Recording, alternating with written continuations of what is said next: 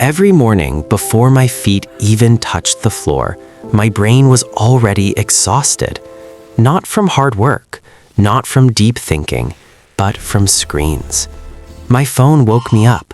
Instagram fed me videos. My tablet sat next to the stove while I cooked. My laptop opened to one screen, connected to another screen. And all day long, a tiny device on my wrist kept buzzing, tapping, reminding me that something else needed my attention. By the end of the day, I wasn't tired. I was overstimulated. And then I noticed something uncomfortable. I couldn't focus anymore. I would sit down to work, and within 40 seconds, my attention jumped somewhere else. Sound familiar? So I did something extreme. I limited my phone usage to 30 minutes a day for everything. Calls, maps, music, messages, everything. At first, it felt horrible, like withdrawal. But after 1 week, something unexpected happened. My brain became quieter. And then 3 powerful changes appeared. First, my attention span increased. Focusing didn't feel like fighting anymore. Second, ideas started showing up. Not forced, not chased. They just arrived.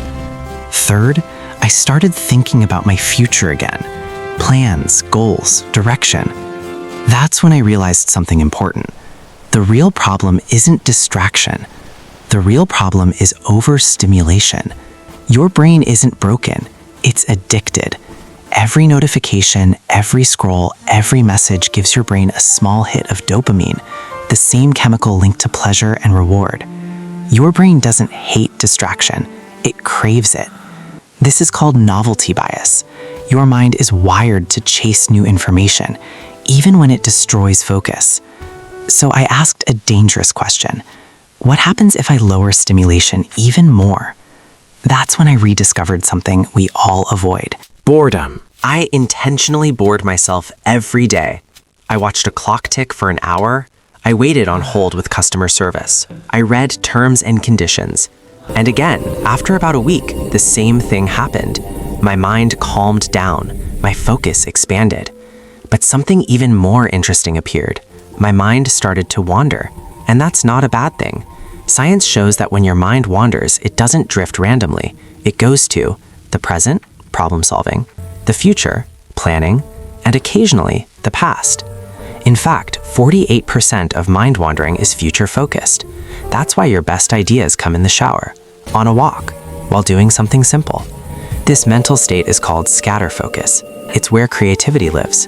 And here's the truth nobody tells you. Hustle kills ideas. Busyness kills clarity. Focus doesn't come from doing more. It comes from creating space. Just like traffic flows better with more space between cars, your mind works better with space between stimuli. So here's the challenge. For the next 2 weeks, reduce notifications, create a daily disconnection ritual, let yourself be bored for a few minutes.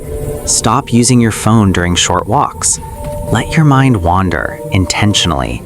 And simply observe how your focus changes, how many ideas appear, how your thinking becomes clear. Because in the end, this is the truth. The state of your attention determines the state of your life. A distracted mind creates a distracted life. A calm mind creates clarity, creativity, and direction.